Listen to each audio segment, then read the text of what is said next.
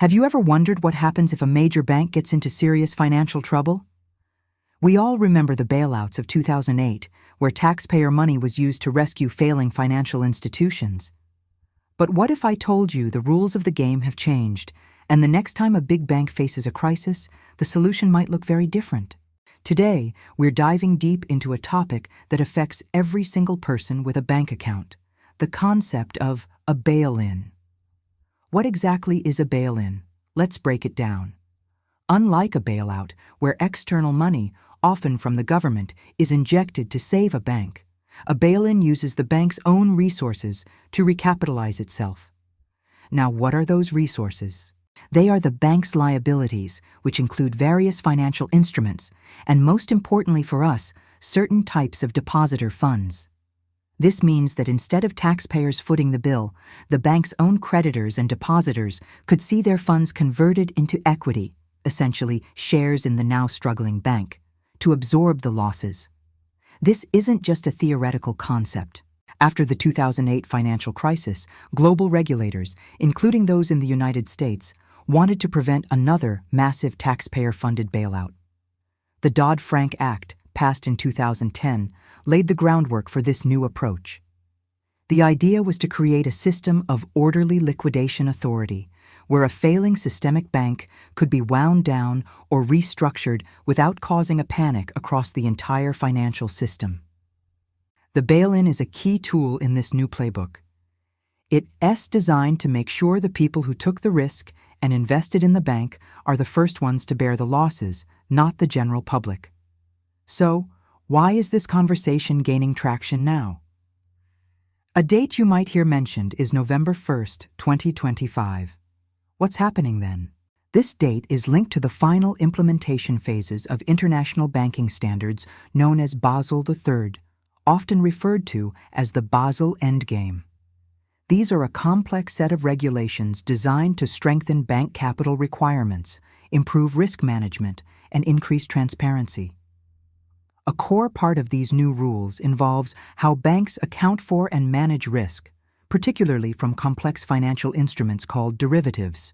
Derivatives are financial contracts whose value is derived from an underlying asset, like stocks, bonds, or commodities. Banks use them for all sorts of reasons: hedging risks, speculating on market movements, and creating new investment products. The global derivatives market is colossal, valued in the hundreds of trillions of dollars. This massive interconnected web of contracts can create systemic risk. If one major player defaults, it can trigger a domino effect, causing huge losses across the financial system. The new Basel rules are forcing banks to hold more capital against these risky assets, making them more resilient. So how does this connect to bail-ins? The preparation for these stricter capital requirements is forcing banks to reevaluate their balance sheets and their contingency plans. They need to be prepared for a what-if scenario. If a crisis were to hit and their derivatives portfolio or other investments soured dramatically, they need a clear, pre-planned mechanism to stabilize themselves without relying on a government bailout. That mechanism is the bail-in. Banks are now required to have detailed living wills or resolution plans that outline exactly how they would manage their own failure. And the bail-in procedure is a central part of those plans. This raises a crucial question for all of us: is my money safe? Here's the good news. For the vast majority of people, the answer is yes, thanks to deposit insurance. In the United States, the Federal Deposit Insurance Corporation, or FDIC, insures deposits up to $250,000 per depositor per insured bank for each account ownership category. This means that if you have a checking account, savings account, or certificate of deposit within that limit, your money is protected by the full faith and credit of the U.S. government, even in a bail-in scenario. The bail-in mechanism is designed to affect uninsured deposits, those amounts over the $250,000 limit, and other creditors, like bondholders. So the first line of defense is always the FDIC insurance. This system was created specifically to maintain public confidence in the banking system and prevent bank runs. It has worked effectively for decades. The bail-in rules don't change the fundamental protection that FDIC insurance provides. Insured depositors are at the front of the line to be protected. However, if you have deposits exceeding the $250,000 limit in a single bank and ownership category, it's wise to understand the potential risks. Those uninsured funds could, in a worst-case scenario for a specific bank, be subject to a bail-in. This is why financial literacy is so important.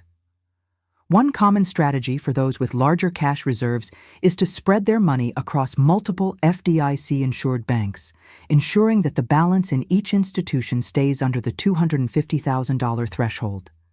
It's a simple but effective way to maximize your deposit insurance coverage. It's also important to distinguish between having your money in a deposit account versus an investment account. Money held in brokerage accounts, mutual funds, stocks, or bonds is not covered by FDIC insurance. These are investments, and they carry inherent market risk.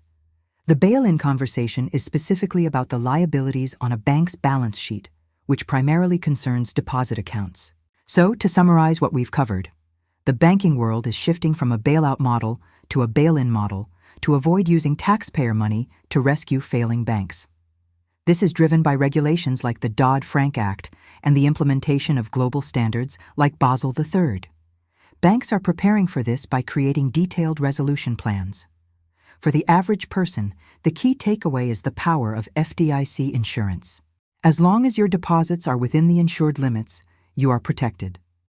The November 2025 date is a milestone in the regulatory journey towards a more stable financial system, one where banks are held more accountable for their own risks.